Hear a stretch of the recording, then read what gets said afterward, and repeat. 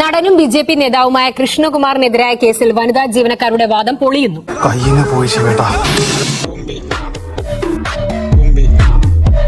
മൂന്ന് ജീവനക്കാരും സാമ്പത്തിക തട്ടിപ്പ് നടത്തിയെന്ന നിഗമനത്തിലേക്കാണ് പോലീസ് എത്തുന്നത്.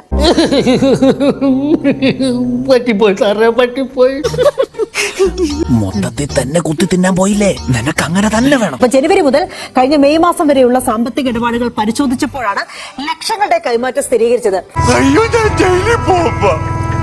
തെണ്ടി തിരിഞ്ഞ് കേറി വന്ന് കിടക്കാനൊരു ഇടം തന്നപ്പോ നിനക്ക് എലിയാവണം, വല വെക്കണം. ഇല്ലടാ കള്ളക്കഴുതരുടെ മോനെ. അഹാന നടത്തിയ ചോദ്യം ചെയ്യലിലെ കുറ്റസമ്മതം പോലെ തന്നെ ബാങ്ക് അക്കൗണ്ട് വിവരങ്ങളും ദിയാകൃഷ്ണന്റെ സ്ഥാപനത്തിലെ വനിതാ ജീവനക്കാർക്ക് തിരിച്ചടിയാവുകയാണ്. ഇത്രയും വലിയ വല ഇവനെ ഏറ്റെടുക്കണമെങ്കിൽ ഇവൻ അതിനേക്കാളും വലിയ വലക്കേസായിരിക്കും. ദിയാകൃഷ്ണന്റെ ഫ്ളാറ്റിൽ നിന്ന് ജീവനക്കാർ കാറിൽ കയറിപ്പോകുന്ന ദൃശ്യങ്ങൾ പുറത്തു വന്നതോടെ ബലം പ്രയോഗിച്ച് തട്ടിക്കൊണ്ടുപോയെന്ന പരാതിയുടെയും മുനയൊടിയുകയാണ്.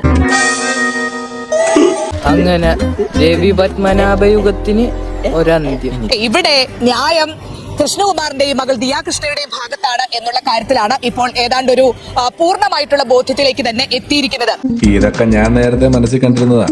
ഇനി അച്ഛൻ നോക്കിയോ ഞാൻ എന്താ ചെയ്യാൻ പോകുന്നതെന്ന്. അതിനിടെ ജീവനക്കാർ ഒളിവിൽ പോയതായും പോലീസ് സംശയിക്കുന്നു. അവരെ 3 ദിവസമായിട്ട് തപ്പി നടക്കുകയാണ് പോലീസ്. പക്ഷെ അവരെ കണ്ടുകിട്ടിയിട്ടില്ല. മാത്രമേ പിടിച്ചോണ്ടോയിട്ട് എന്നെ കാട്ടിക്കൊണ്ട് വെടിവെച്ചുകൊണ്ടൂടാ. അപ്പോൾ ഇനിയും ഒരു ദിവസം കൂടി അല്ലെങ്കിൽ 2 ദിവസം കൂടി അവർ ഹാജരാകുന്നില്ല എന്നുണ്ടെങ്കിൽ അവർ ഒളിവിൽ പോയതായിട്ട് പോലീസ് കണക്കാക്കും. ആ രീതിയിലുള്ള നടപടിക്രമങ്ങളിലേക്ക് കടക്കും. അതെയോ? എന്നാലേ ഈ റീത്ത് അങ്ങയുടെ നെഞ്ചത്തിരുന്നോട്ടെ. അതെന്തിനാ ആവശ്യം വരും.